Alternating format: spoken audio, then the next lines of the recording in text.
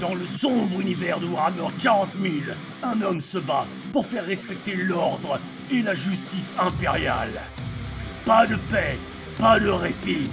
Les âmes pures seront bénies, les hérétiques seront bannis.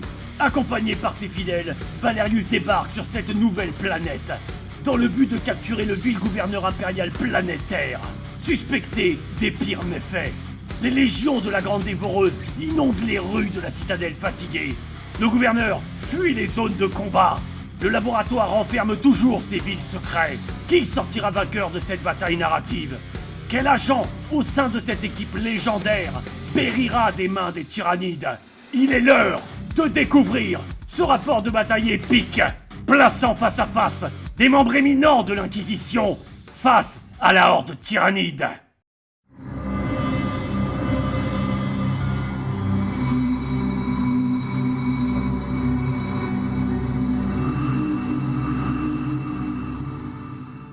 Le Blood Angel fut le premier à réagir, ses réflexes de Blood Angel augmentés, surpassant même la vitesse surnaturelle des Xénos. Son pistolet bolter lourd rugit, chaque obus explosif trouvant sa cible dans une précision millimétrée. Les Thermagantes qui fonçaient en tête de l'assaut explosèrent littéralement. À ses côtés, le serviteur d'armes déploya toute sa puissance dévastatrice. Son lance-flamme lourd s'illumina d'une lueur aveuglante, et les flammes jaillirent dans un rugissement apocalyptique. Là où les flammes frappèrent, les Thermagantes se volatilisèrent instantanément, réduits à l'état de vapeur surchauffée et de cendres carbonisées. Les Thermagantes, pris dans ce déluge de violence impériale, tombèrent les uns après les autres.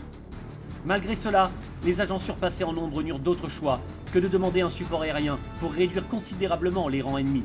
Aigle de feu, on approche sur zone. Pour support aérien. L'arrière-ligne tyrannide fut volatilisée à son tour, anéantissant ce qu'il restait des troupes Xénos. Mais cette victoire écrasante des agents avait un prix. Le serviteur d'armes qui s'était avancé pour bloquer physiquement l'une des créatures portait désarmé une entaille profonde dans son torse cybernétique. Les griffes d'un Thermagante agonisant avaient déchiré les câbles hydrauliques et les tubulures de refroidissement qui serpentaient le long de sa cuirasse blindée. Un fluide noir et visqueux s'écoulait lentement de la blessure mécanique, et plusieurs de ses indicateurs biométriques clignotaient rouge. Dommage structurel détecté. Annonça la voix monocorde du serviteur. Efficacité de combat réduite de 23,4%. Système de régénération auto-réparatrice activé. Delphur se précipita immédiatement vers le serviteur. Ses mécadenteries déjà équipées d'outils de réparation. Maintien de position. Analyse de dégâts en cours.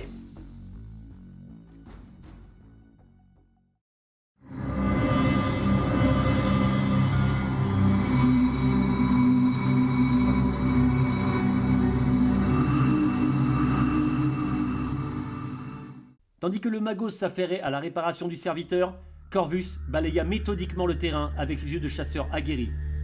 Son regard s'arrêta soudainement sur une structure imposante qui dominait la cité. La tour d'observation Skyline, dont la silhouette métallique se découpait contre le ciel alien. « Sœur Victoria !» appela-t-il en pointant du doigt la tour. « Là-haut !» Ces tours Skyline sont conçues pour offrir une vue panoramique sur tout le secteur. On pourrait repérer les points d'intérêt de bataille depuis cette position. Victoria acquiesça immédiatement. Excellente initiative, gars. Elle se dirigea résolument vers le radar qui siégeait aux côtés de la structure de la tour. Elle prit la décision d'escalader la structure pour s'épargner la longue distance qui la séparait des escaliers de service. Ses mains gantées, cherchant des prises disponibles sur l'armature métallique. Son armure énergétique, bien que bénie par les technoprêtres, n'en demeurait pas moins lourde et encombrante pour ce type de manœuvre.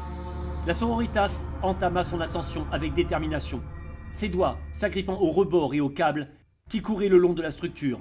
Elle progressait rapidement sur les premiers mètres, mais la surface du radar, exposée aux intempéries et à l'humidité constante de la cité, était glissante. À mi-hauteur, sa main gauche glissa soudainement sur une plaque recouverte de mousse visqueuse. Son autre main perdit prise une fraction de seconde plus tard, et Victoria bascula dans le vide avec un cri de surprise. La chute fut brutale. Son corps lourdement armé percuta le sol dans un fracas métallique assourdissant, relevant un nuage de poussière et le débris végétal. L'impact lui coupa le souffle et fit vibrer chaque os de son squelette augmenté. « Victoria !» s'exclama Corvus, en se précipitant à ses côtés. Victoria resta immobile quelques secondes, étourdie par la violence de la chute. Des étoiles dansaient dans ses yeux et un bourdonnement sourd emplissait ses oreilles. Sa vision se troubla momentanément, tandis que son organisme augmenté tentait de compenser le choc. « Victoria, vous m'entendez ?» insista Corvus, sa main sur l'épaulière très endommagée de la sororitas. Elle cligna plusieurs fois des yeux et hocha faiblement la tête. Je vais bien. Parvint-elle à articuler, bien que sa voix trahissait encore l'étourdissement. Allez accomplir la mission. Le catachant hésita un instant, son instinct protecteur luttant contre la nécessité tactique.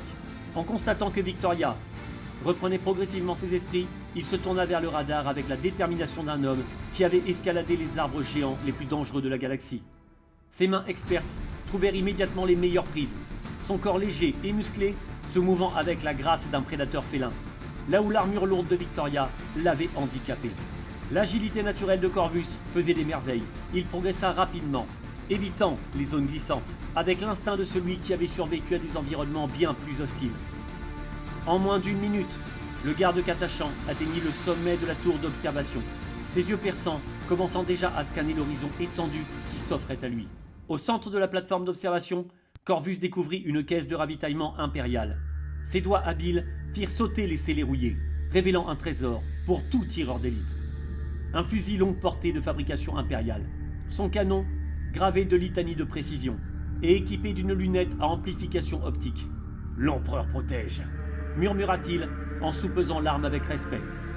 Corvus porta le fusil à son épaule et commença méthodiquement à balayer le paysage à travers la lunette. Ce qui, se révéla à lui, était bien plus complexe que prévu.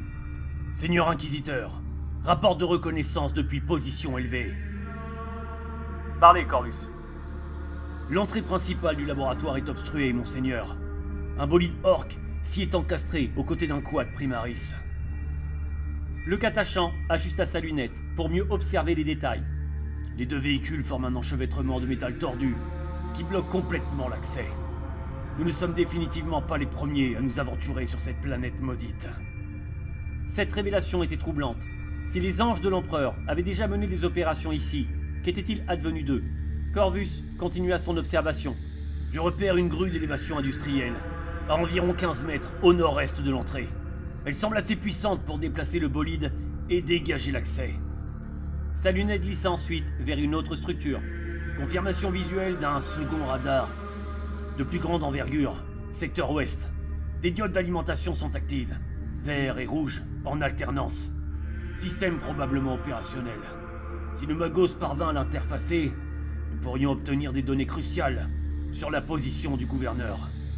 Puis, son regard se figea soudainement sur quelque chose d'inattendu, près d'un convoi ferroviaire, impérial abandonné. Par l'empereur, qu'est-ce que tu fous ici, toi? Seigneur, contact visuel avec un survivant civil. Position à proximité du train de ravitaillement, en secteur de la gare ferroviaire. Corvus observa attentivement la silhouette. Il est armé d'un bolter, disproportionné pour sa morphologie. S'il fait feu avec ça, il va s'arracher le bras.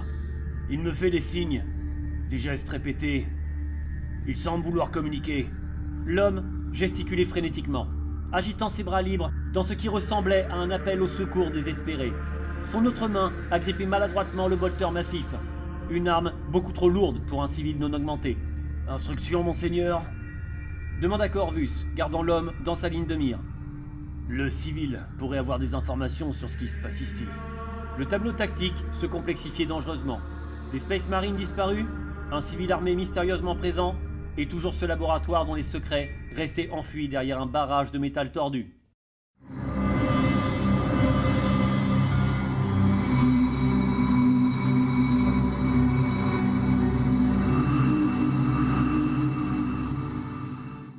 La réponse de Valerius fut interrompue par une nouvelle vague de sifflements aliens.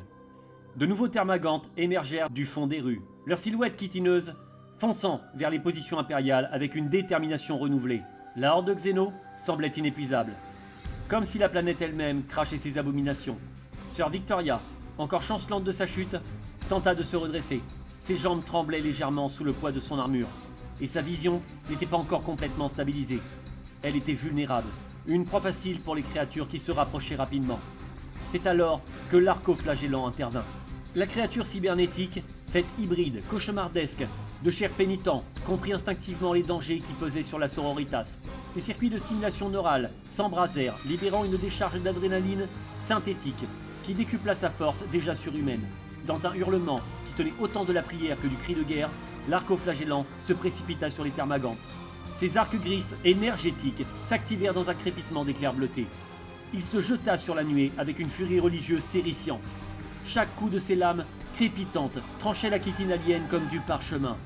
Son corps martyrisé absorbait les coups des Xénos sans même ralentir, animé par une foi fanatique qui transcendait la douleur. « Repentez-vous! L'empereur juge! Repentez-vous » hurlait-il de sa voix déformée, retardant l'assaut assez longtemps pour que Victoria puisse reprendre ses esprits et se remettre debout. Pendant ce temps, l'inquisiteur Valerius coordonnait ses forces avec la précision d'un maître d'échecs. Magos Delphur, acolyte Tyrion, rendez-vous immédiatement sur la grue d'élévation. Nous devons dégager cette entrée. Exécution. À vos ordres. Répondirent-ils à l'unisson. Blood Angel, serviteur d'armes. Sécurité le périmètre de l'entrée du laboratoire. Rien ne doit passer. Le Space Marine et son compagnon cybernétique se déployèrent instantanément, formant un mur vivant de céramite et d'acier, devant l'accès obstrué. Le Blood Angel s'approcha du quad Primaris encastré, observant avec révérence les restes de ce qui avait été un noble guerrier de l'Empereur. Le corps du Space Marine des Imperial Fist était toujours sanglé dans le véhicule détruit, sa main droite serrant quelque chose.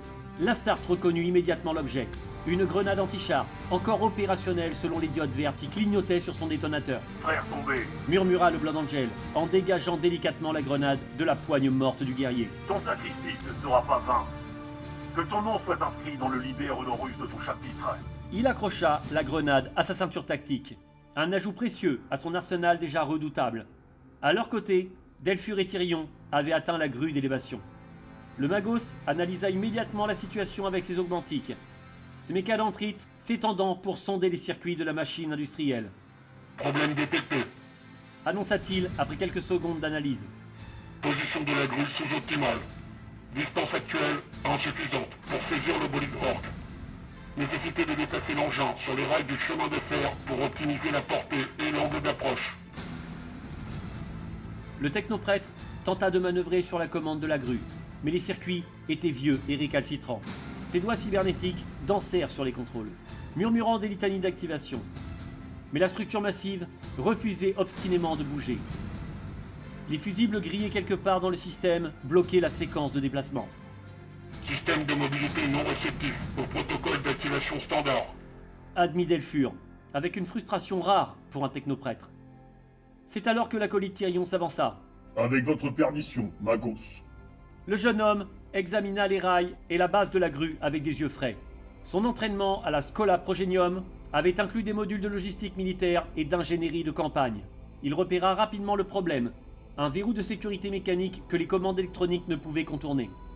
Avec une force surprenante, Tyrion activa manuellement le système de blocage, puis utilisa un levier de secours pour engager les roues de la grue sur les rails.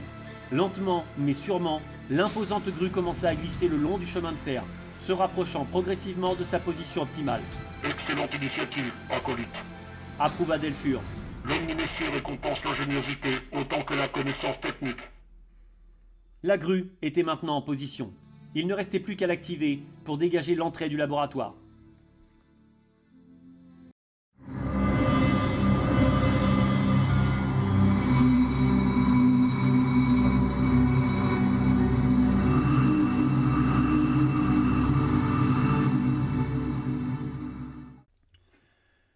Les mécadentries du Magos Delphur s'enroulèrent autour des commandes de la grue avec une précision rituelle. Ses doigts cybernétiques dansèrent sur le panneau de contrôle, tandis qu'il murmurait les litanies d'activation de l'omnimécie. Esprit machine, éveillez-vous. Servez l'empereur et le dieu machine. Que votre puissance soit dévoilée. Les servomoteurs de la grue gémirent après des mois d'inactivité, puis s'ébranlèrent dans un grondement mécanique sourd. Les bras articulés se déployèrent lentement, descendant vers l'enchevêtrement de métal tordu qui obstruait l'entrée. Les pinces hydrauliques s'ouvrirent puis se refermèrent avec une force prodigieuse autour du bolide Orc. Les câbles d'acier se tendirent comme une corde de harpe, vibrant sous la tension colossale. Puis, centimètre par centimètre, le truck Orc commença à s'élever.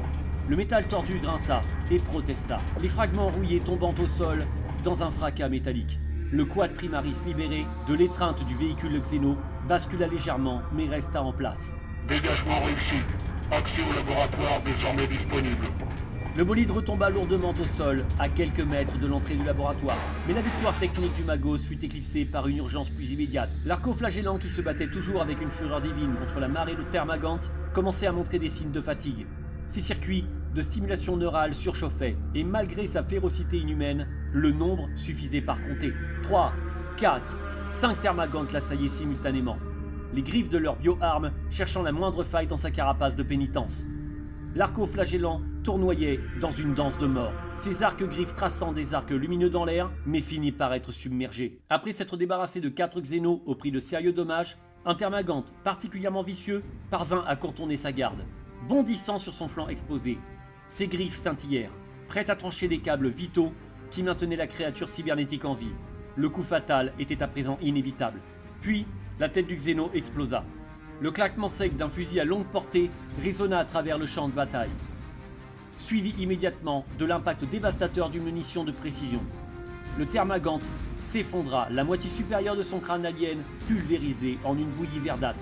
Depuis son perchoir sur la tour d'observation Skyline, Corvus travaillait méthodiquement. Son œil droit collé à la lunette du fusil sniper, sa respiration contrôlée, ses doigts caressant doucement la détente. Le Catachant avait identifié la menace critique et avait agi en conséquence. « Cible neutralisée », murmura-t-il dans son vox, sa voix aussi calme que s'il commentait la météo. « Couverture maintenue sur l'arco-flagellant ». Sa lunette balaya immédiatement le champ de bataille, cherchant la prochaine menace. Chaque Termagante qui s'approchait trop près du pénitent cybernétique se trouvait dans ses sillons de mire. Corvus n'était plus seulement un observateur, il était devenu l'ange gardien invisible de l'équipe, ses balles traçant des lignes de mort silencieuses depuis les cieux. Un second Termagante tomba, puis un troisième. Chaque tir était précis, économe, mortel. L'arco-flagellant, libéré de la pression immédiate, redoubla de férocité. Ses hurlements de pénitence résonnèrent plus fort encore, alimentés par une foi qui refusait de s'éteindre. L'entrée du laboratoire était dégagée. Les Termagantes étaient contenus. L'équipe de l'inquisiteur Valerius pouvait enfin pénétrer les secrets du laboratoire.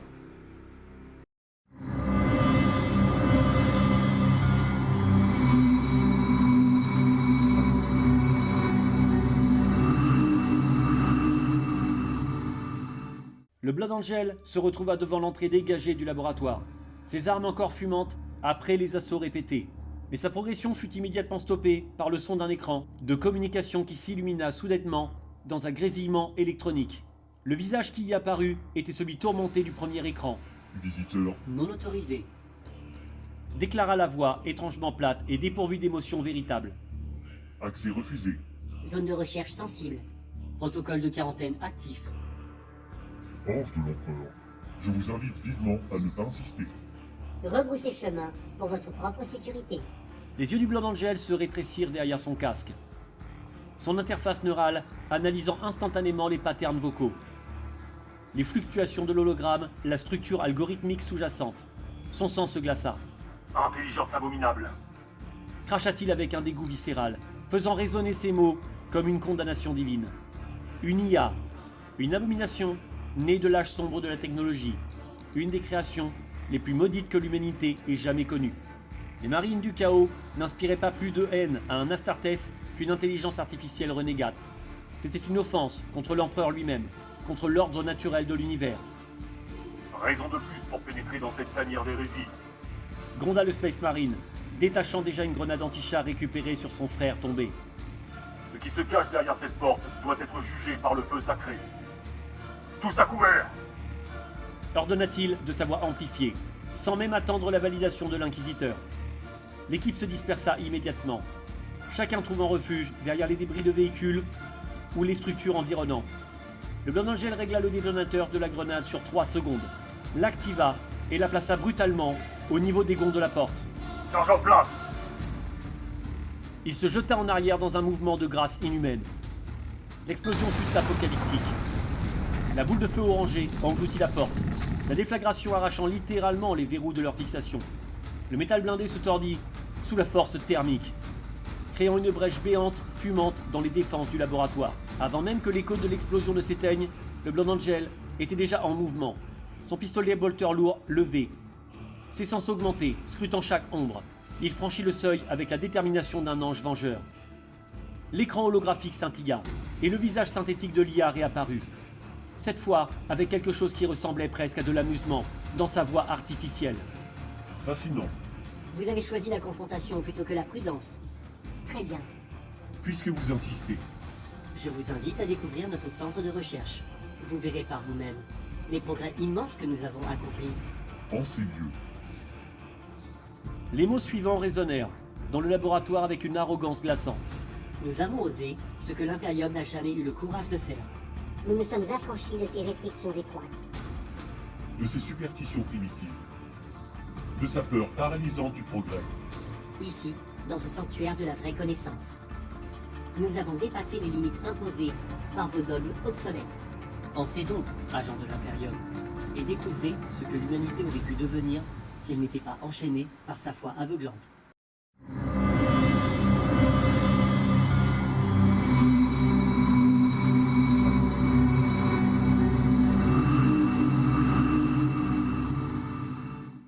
Le Blood Angel pénétra plus profondément dans le laboratoire, son pistolet bolter lourd balayant méthodiquement chaque recoin. Le corridor s'étendait devant lui, étrangement rectiligne et stérile, éclairé par une lumière d'urgence qui projetait des ombres vacillantes sur les murs d'acier. Un compresseur de système frigorifique massif se trouvait au bout du couloir. Il ronronnait avec une intensité inquiétante. Ses turbines tournant à plein régime depuis ce qui semblait être des jours, voire des semaines. Les tuyaux qui en sortaient étaient couverts d'une épaisse couche de givre blanc bleuté, et l'air lui-même semblait vibrer d'un froid surnaturel. Les capteurs environnementaux de son armure énergétique s'affolèrent instantanément, projetant des données alarmantes sur son interface neurale. La température à l'extrait du corridor était de moins 97 degrés Celsius, un froid qui cristalliserait le sang dans les veines d'un humain non augmenté en quelques secondes. Par Sanguinus, Murmura l'Astartes, comprenant immédiatement les implications. à tous les membres de l'équipe, ici Darkos. N'entrez pas dans le corridor. Température létale détectée. Seule mon armure énergétique me permet de progresser dans ces conditions. Toute chair, non protégée par une carapace scellée, subira une nécrose instantanée. Un silence lourd suivit cette annonce. L'équipe venait de découvrir que le laboratoire lui-même était piégé par ses propres systèmes défaillants. L'inquisiteur Valerius absorba l'information avec la rapidité d'un stratagème expérimenté. Diviser les forces était risqué, mais attendre que le Blood Angel explore seul ce secteur gelé serait une perte de temps précieuse. Et il y avait toujours ce survivant civil près du train, celui que Corvus avait repéré depuis la tour d'observation. Compris, Blood Angel. Procédez seul dans le secteur cryogénique. Analysez tout ce que vous trouverez. J'attends votre rapport. À tous, le reste de l'équipe m'accompagne. Nous allons établir un contact avec le survivant près du convoi ferroviaire. Il pourrait avoir des informations cruciales sur ce qui se passe ici. L'inquisiteur fit signe à Victoria de le suivre, Corvus restant pour l'heure en hauteur, le serviteur posté en surveillance à l'entrée du laboratoire, et l'Arco Damian en éclaireur, restant en avant du groupe. Mais le destin avait d'autres plans. Attirés par les fracas assourdissants de l'explosion qui avait détruit la porte du laboratoire, 7 silhouettes émergèrent non loin de la gare d'où était posté l'homme du train. Ils allèrent à la rencontre de l'inquisiteur.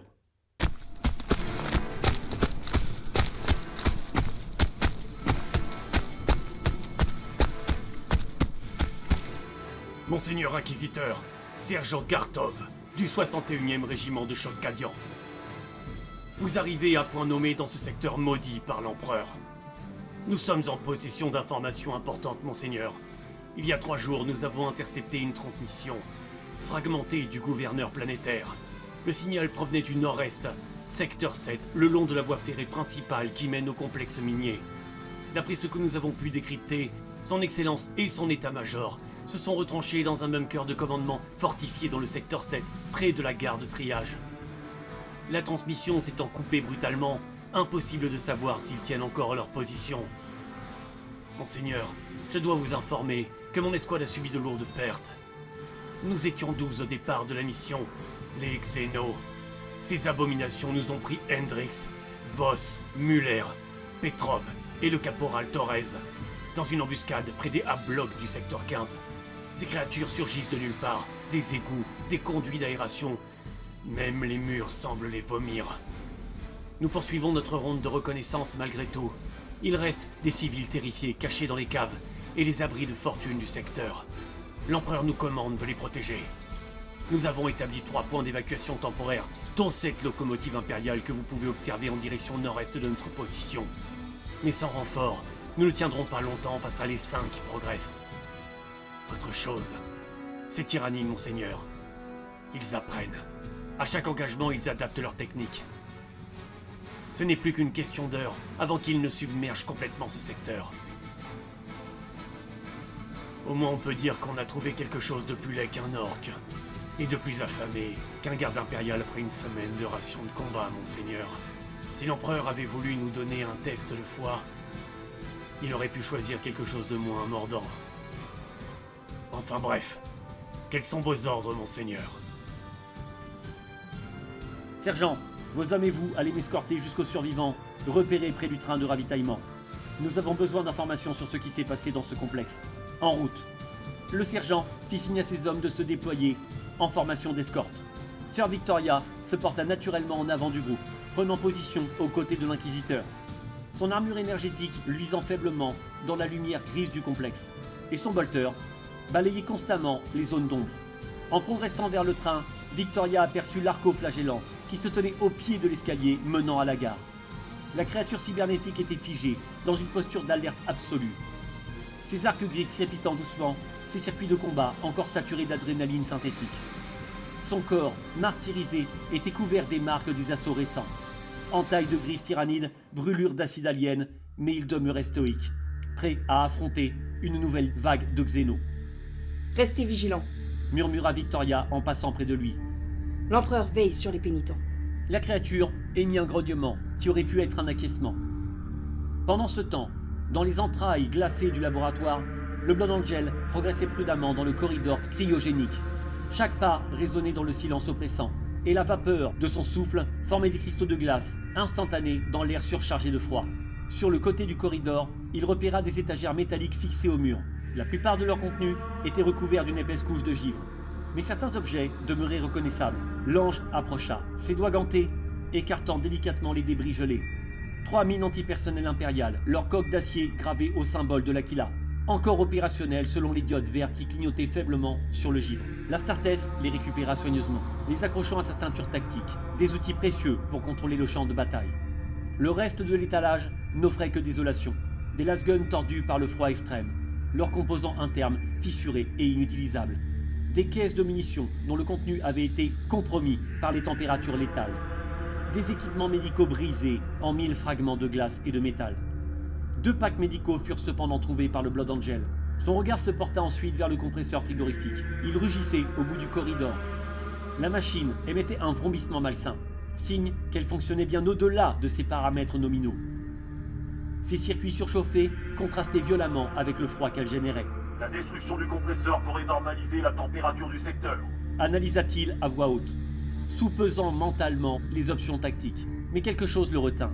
Si ce système frigorifique était en marche constante, c'était peut-être pour une bonne raison. Peut-être contenait-il quelque chose ou quelqu'un qui devait absolument rester gelé.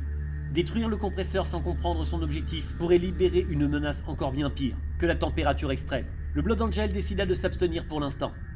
Il se détourna du compresseur et avança vers la lourde porte blindée qui se dressait au fond du corridor. L'accès à la pièce principale du laboratoire.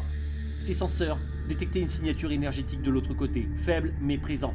Quelque chose l'attendait, dans les profondeurs de ce complexe maudit. Sa main se posa sur le panneau de contrôle de la porte, prêt à forcer l'ouverture.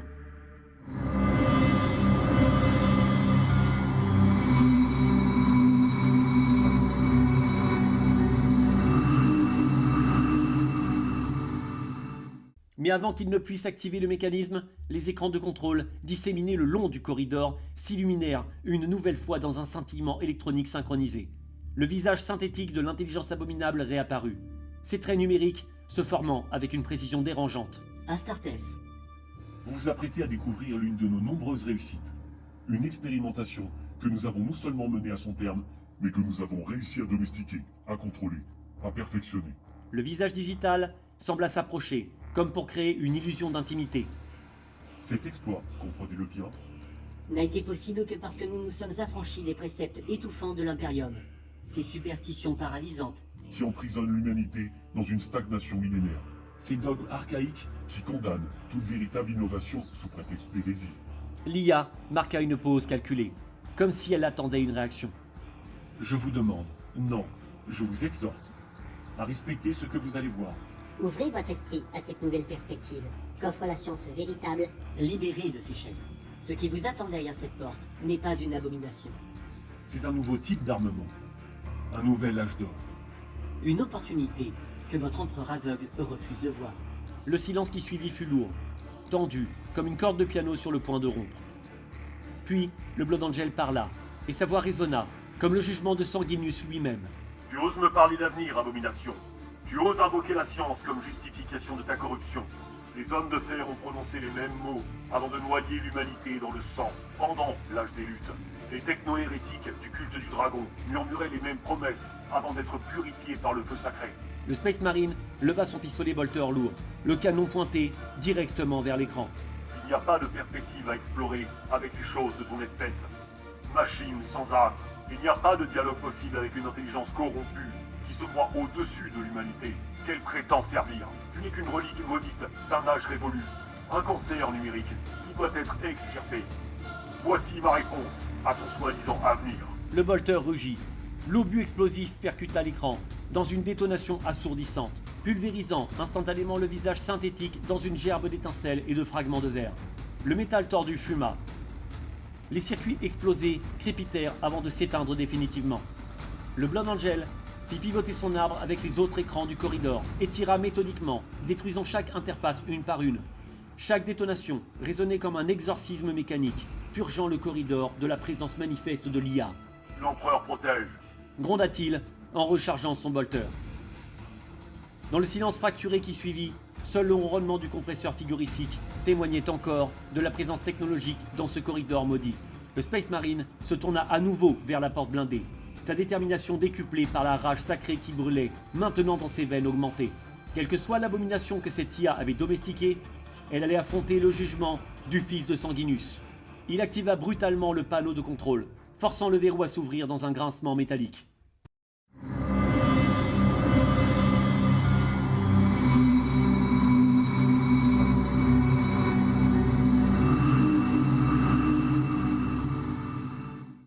Pendant que le Blood Angel s'apprêtait à franchir le seuil de la salle principale du laboratoire, le Magos Delphur fit signe à l'acolyte Tyrion de le suivre. Ses mécadentrides s'agitaient avec une nervosité calculée, tandis qu'il analysait les flux de données qui continuaient à transiter dans les systèmes du complexe. Acolyte, avec moi. Nous devons maintenir une position intermédiaire pour assurer la couverture terrain entre le Blood Angel et l'Inquisiteur. Expliqua le technoprêtre de sa voix synthétique. Les deux hommes se positionnèrent à mi-chemin entre l'entrée exposée du laboratoire et le bas de l'escalier qui montait vers la gare ferroviaire. Une position tactique idéale pour servir de relais et réagir rapidement à toute urgence. Plus loin, l'inquisiteur Valerius et son escorte progressaient vers la locomotive. La silhouette du survivant se détachait maintenant clairement au devant de la locomotive peinte au motif du chapitre des Ultramérines. Un homme d'âge moyen, le visage marqué par l'épuisement et la terreur, agrippant toujours son bolter disproportionné avec une maladresse qui trahissait son statut de civil. Le sergent cadien et ses 4 gardes se déployèrent immédiatement en haut de l'escalier, formant un périmètre défensif en état d'alerte maximale. Leur lasgun balayait constamment la zone devant eux, conscient que le secteur grouillait encore de menaces tyrannides. Le reste de l'escorte se positionna aux côtés de l'inquisiteur, créant un bouclier humain. Dès qu'il aperçut le groupe qui approchait, le survivant explosa en une tirade furieuse. « Vous !» hurla-t-il en pointant un doigt accusateur vers Valerius. « À cause de votre bordel, avec votre putain de tas de ferraille spatiale de malheur, toutes les créatures du secteur se sont pointées ici. Vous avez foutu un boucan d'enfer avec vos explosions et vos tirs de malheur. J'étais tranquille, moi. J'essayais juste de survivre. » Puis, son regard tomba sur le manteau de l'inquisiteur, sur le symbole sacré de l'inquisition, le I stylisé surmonté d'un crâne à 3 barres, emblème de l'autorité absolue de l'empereur. La couleur quitta instantanément le visage de l'homme. Son bolter glissa sur ses mains tremblantes et s'écrasa au sol dans un bruit métallique. Ses genoux cédèrent et il s'effondra dans la poussière, le front contre le sol, ses mains jointes en une prière désespérée. « Seigneur inquisiteur !» gémit, sa voix brisée par la terreur. « Par l'empereur ! Pardonnez-moi, je ne savais pas, pardonnez mon comportement indigne. Je suis un humble serviteur de l'empereur, ne me tuez pas, je vous en supplie. J'ai une famille sur Helix Prime, des enfants, je... » Valerius leva calmement la main, interrompant les suppliques pathétiques de l'homme. « Levez-vous, citoyens, ordonna-t-il, d'une voix ferme, mais dépourvue de colère. Votre excès de zèle est pardonné. La peur et l'épuisement peuvent faire bien dire des choses à un homme. Maintenant levez-vous et répondez à mes questions. L'homme se leva maladroitement, ses jambes tremblantes, encore sous le choc de la révélation. « Merci, monseigneur, merci infiniment !» balbutia-t-il. L'inquisiteur alla droit au but. « Expliquez-moi la situation. Ce train est-il opérationnel ? Pouvez-vous nous conduire au secteur où la dernière position de votre gouverneur planétaire a été relevée ?» L'homme hocha vigoureusement la tête, indiquant une trajectoire grâce aux indications de l'opérateur radio des gardes impériaux qui connaissait la dernière position du gouverneur. « Oui, monseigneur, le train fonctionne encore, l'empereur soit loué. Les moteurs sont intacts, et j'ai suffisamment de carburant pour atteindre le secteur Gamma 7, aux coordonnées du dernier signal du gouverneur. » Il marqua une pause, son visage se crispant avec embarras. « Mais il y a un problème, monseigneur. Les places sont comptées à l'intérieur du wagon. Je peux emmener 10 hommes. 10 hommes, vos agents, votre technoprêtre, et peut-être 6 ou 7 personnes en plus au maximum. Mais les gardes impériaux... » Il jeta un regard désolé vers le sergent Cadian et ses hommes. « Il n'y a pas assez d'espace pour tout le monde. » Il déglutit difficilement avant d'ajouter « À moins que certains ne veuillent tenter le voyage à l'extérieur, sur le toit de la locomotive ou sur la rampe d'accès arrière. Moi, je dois vous prévenir, monseigneur. Les créatures comme les gargouilles ou les drills de malheur peuvent attaquer pendant le trajet. Les xénos rôdent partout. Voyager à l'extérieur, c'est s'exposer à une mort quasi certaine. » Sir Victoria échangea un regard entendu avec l'inquisiteur. Une décision difficile s'imposait. Qui monterait à bord et qui risquerait sa vie à l'extérieur du convoi ?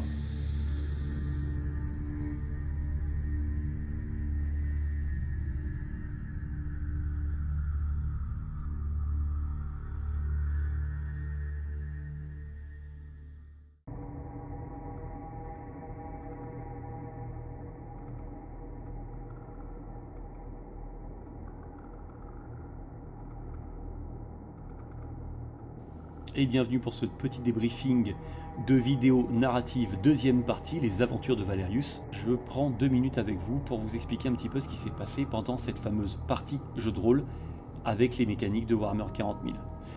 Pour parler de ce début de deuxième partie de vidéo, donc dès le départ on voit que nos amis agents de l'Inquisition sont submergés par les forces tyrannides et là ils demandent un appui aérien. Eh bien, au scandale, c'est jamais arrivé, puisque l'intégralité des forces de Valerius en sont très bien sorties toutes seules, au prix évidemment de plusieurs points de vie au niveau du serviteur d'armes, effectivement, ça c'est pas mensonge. Là le serviteur d'armes a pris des points de vie en moins, mais toujours est-il que la couverture du Stormraven n'a jamais eu lieu. Et c'est quand j'ai pris mes photos pendant la journée que j'ai eu l'idée de faire ça. En m'inspirant de la vidéo de G.I. Joe, je me suis dit non, il faut qu'on fasse cette séquence, elle est hyper sympa, ça rajoute un côté narratif, un côté ludique, donc je ne m'en suis pas privé.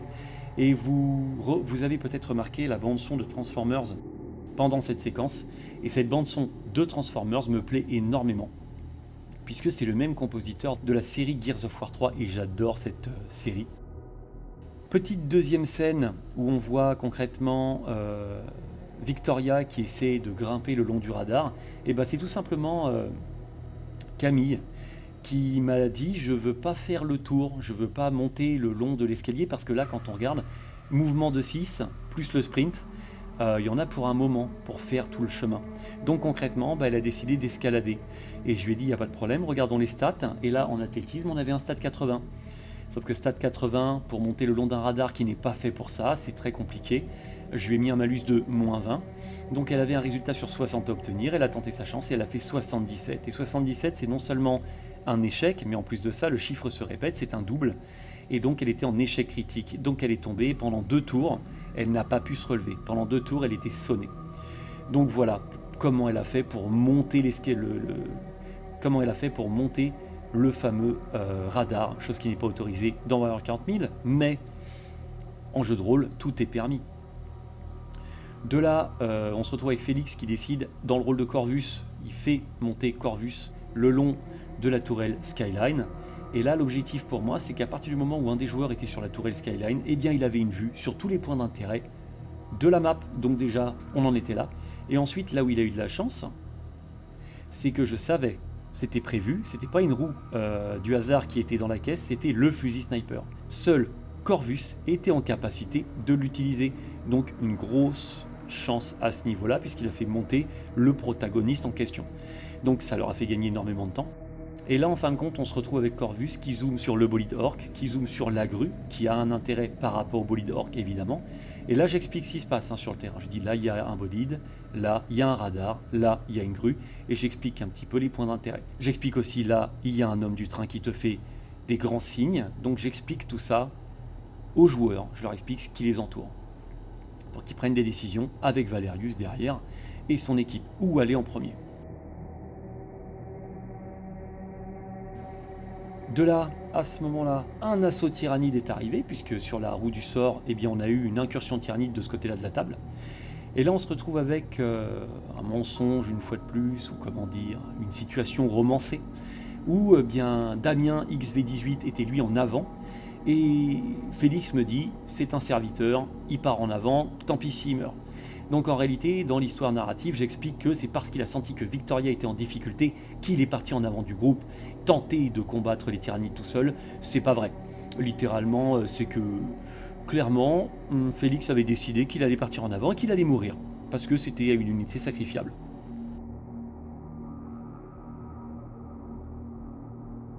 Au même moment, Camille naturellement a amené Delphur, chose que j'avais prévue, elle amène naturellement Delphur à la grue. Là où je suis étonné, c'est que Tyrion a suivi Delphur, elle a fait suivre Tyrion avec Delphur. J'aurais pensé que Tyrion serait resté aux côtés de Valerius. Évidemment, le Magos n'a eu aucun problème à faire tourner la grue. J'ai romancé Tyrion qui aide Delphur à manipuler la grue. Pourquoi j'ai romancé ça? C'est parce que sur cette deuxième partie, Tyrion n'a pas fait grand-chose. Voilà, donc voilà, histoire qu'on le voit un petit peu, j'ai romancé le fait qu'il aide Delphur à faire la manœuvre à la grue. On avait aussi une belle séquence où en fin de compte, Damian allait mourir. Et j'ai proposé à Félix de se servir du sniper pour tirer dans le corps à corps et aider Damian. Par contre, je lui ai dit, pour Félix, c'est 2 ou plus pour toucher. S'il fait 1-1, c'est Damian qui prend la balle. Il a accepté le deal et heureusement, Damian fut sauvé. Petit focal sur le passage devant le laboratoire où on retrouve une musique, c'est la musique Decepticons c'est la musique Decepticons de l'album Transformers. Cette musique va revenir à chaque fois qu'on verra une séquence sur le laboratoire. Et donc, cette séquence revient au moment où il y a un entretien avec l'intelligence artificielle. Ça nous fait une sorte de récurrence. Voilà, un titre pour un personnage qui est l'intelligence artificielle. Je reviens aussi sur la séquence où Darkos entre dans le labo pour plusieurs raisons. Déjà, première raison, je vois qu'au moment où je fais les vidéos, je me rends compte qu'il n'y a pas de dalle au sol du labo et j'aurais peut-être pu esthétiquement améliorer le labo en faisant un sol, parce que là on voit que c'est le même sol que sur la planète et c'est un peu dommage. C'est le même sol qu'à l'extérieur, ça fait un peu bizarre mais c'est pas grave. Peut-être que vous ne l'avez pas vu vous-même. Pour le compresseur, assez drôle. Le compresseur, mon pote Félix décide de ne pas toucher au compresseur. J'aurais été persuadé que, vu la température latente, pour que l'équipe puisse pénétrer le labo, il aurait fait exploser le compresseur ou au moins couper des câbles d'alimentation, je ne sais pas. Eh bien non, il a eu l'idée de garder tout simplement le compresseur en fonction pour garder cette température, car il était persuadé que la température était faite pour garder la chose qui est derrière la porte en stase. Pourquoi pas? Pourquoi pas? C'est quelque chose auquel je n'avais pas pensé. En prenant cette décision quand même, il est le seul à pouvoir rentrer dans le labo. Peut-être Delphur à la limite, mais clairement il est le seul. Donc il se prive, en faisant ça, de l'intégralité de l'équipe sur cette fameuse mission du labo. Il n'y a que Darkos qui est capable de faire quelque chose. J'ai trouvé ça sur le coup, je sais pas, peut-être pas très, j'allais dire intelligent, mais c'est pas ça, mais peut-être pas très tactique. Et en fin de compte, c'est à la partie 3 qu'on verra s'il avait eu raison. Voilà, on va s'en rendre compte tout de suite à la partie 3, je vous spoile pas.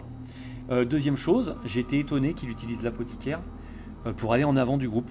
Moi, l'apothicaire, je l'aurais fait garder en arrière et j'aurais pu porter secours à Victoria, par exemple. Mais là, pour le coup, le fait qu'il soit devant, Victoria et Tyrion, donc à rester avec leur point de vie en moins. Donc là, pour le coup, par rapport à la partie 1, on a Tyrion qui a pris des points de vie en moins.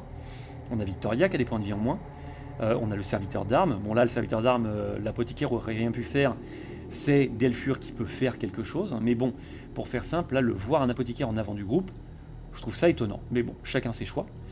On a de nouveau l'intelligence artificielle qui revient dans le labo, et ça c'est purement romancé, puisque dans la vraie bataille, l'intelligence elle intervient avec Delphur et Valerius, elle prévient qu'il ne faut pas rentrer dans le labo, mais une fois qu'on est rentré, elle dit rien. Donc toute la conversation avec l'apothicaire est romancée. Clairement pendant la bataille, voilà, j'ai pas fait intervenir l'intelligence artificielle, et j'ai eu cette idée-là au moment de prendre des photos, c'est vrai. Mais bon, c'est plus sympa quand c'est romancé quand même. Et d'où l'intérêt de faire du jeu de rôle en même temps que la mécanique de 40 000. Ça nous offre quand même un champ des possibles. Par exemple, encore une nouvelle idée de champ des possibles, c'est l'interprétation des personnages. Au moment où Valerius arrive près de l'homme du train c'est un personnage non jouable. Il va dire son texte. Donc moi j'ai dit son texte à Félix. Mais concrètement là, mon Félix me dit je vais répondre. Et là je lui dis très bien, alors tu réponds, vas-y dis-moi ce que tu réponds. Il interprète le personnage.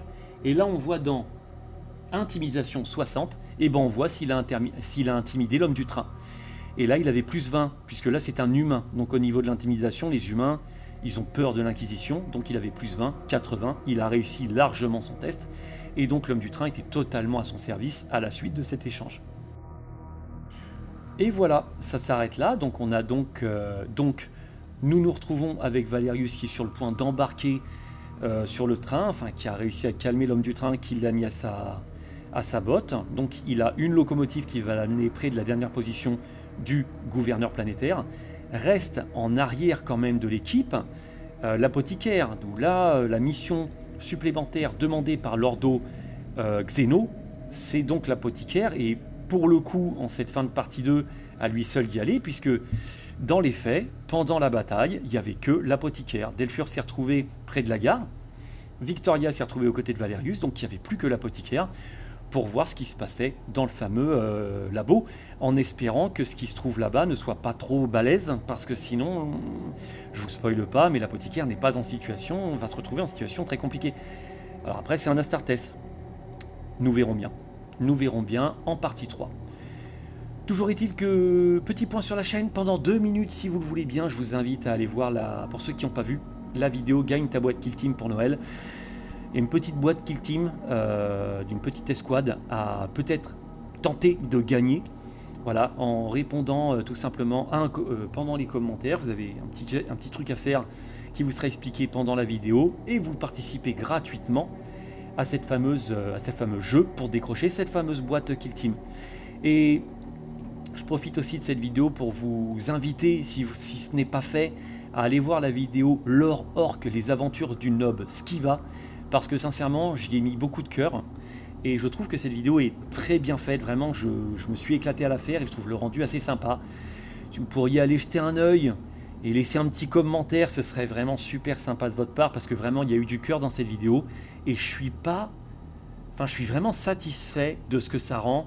Et c'est vrai que je vais faire la deuxième partie très bientôt. Moi, je suis à fond dedans de mon côté, et si je pouvais me rendre compte que cette vidéo fonctionne, ça ne serait que plus motivant, c'est vrai.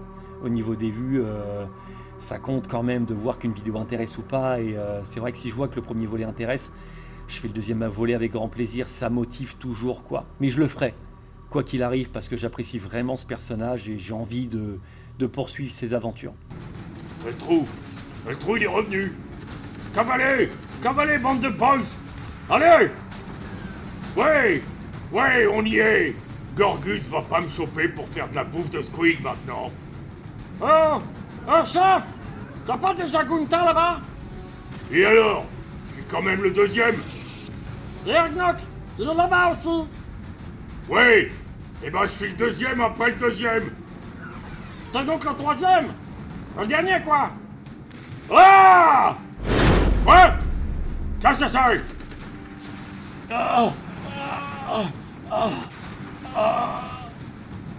Zog, c'est quoi ça? Pour commencer, c'est pas un humain. Ah, ça sent un peu pourri. J'ai jamais rien vu comme ça. Je sais pas comment l'appeler. On dirait un gros grotte qui pue. C'est trop bizarre. Et petit dernier point sur la chaîne, ce sera le troisième et le dernier. Toujours un grand merci à Troll de m'accompagner dans cette vidéo, puisque depuis la dernière vidéo, épisode 1 des aventures narratives, bataille narrative de Valerius, eh bien j'ai Troll qui est rentré dans la chaîne et qui a participé à moult vidéos. Et je l'en remercie vraiment. N'hésitez pas à venir voir ce qu'il fait, c'est pas mal de unboxing par rapport à la collection Combat de Patrol, et aussi par une petite vidéo par rapport à une boîte Kill Team et 2 du Heroes Quest. Et donc ça me fait très plaisir de l'avoir sur la chaîne. Ça me fait beaucoup de souvenirs de ce gars-là, et parce que ces vidéos-là sont éternelles, hein. Tant qu'il y a YouTube, il y aura ces vidéos-là. Donc ça me fait très plaisir de voir des vidéos de mon pote. Et voilà, un grand merci à lui vraiment pour son appui. Pourquoi pas, j'ai pensé à un truc pour la vidéo du tirage au sort de Noël qui aura lieu le 17 décembre. Je stoppe les votes, je fais le tirage au sort en interne et je publie le tirage au sort le 24 décembre à 20h. Et peut-être que je vais faire pour ce tirage au sort un petit podcast. Voilà, un petit podcast commenté de ce tirage au sort. Voilà, petit point sur la chaîne. Et on finit avec le fameux tirage au sort et le fameux gagnant de la fameuse boîte. Ce serait peut-être sympa. Et Troll, si tu vois cette vidéo, n'hésite pas à me dire si tu serais pour. Moi, je trouverais ça vraiment sympa de faire un truc inspiré de Duncan, de l'atelier de Duncan, qui fait pas mal de podcasts. Et je trouve ça très sympa. On fera, hein, je ne vais pas imiter la chaîne de Duncan, c'est pas le but. C'est juste de parler de choses et d'autres qui nous auront tenu à cœur pendant l'année, de choses aussi que je vois par exemple sur les tarifs Game Workshop qui moi me gonflent, de mon avis sur les batailles narratives, bref des choses qui ont déjà été vues en podcast, c'est pas la question, mais essayer de se prêter à l'exercice, ça me ferait plaisir. Voilà, à voir si Troll veut me suivre sur cette petite aventure. Voilà, et bien me reste à vous inviter, pourquoi pas vous abonner à la chaîne si c'est pas déjà fait, à vous souhaiter de bonnes fêtes puisque les fêtes arrivent. Et n'hésitez pas à aller participer à la boîte Kill Team si ce n'est pas déjà fait. Sur ce, je vous dis à très bientôt. Prenez soin de vous, prenez soin de vos proches. Je vous dis à très bientôt. Ciao, ciao.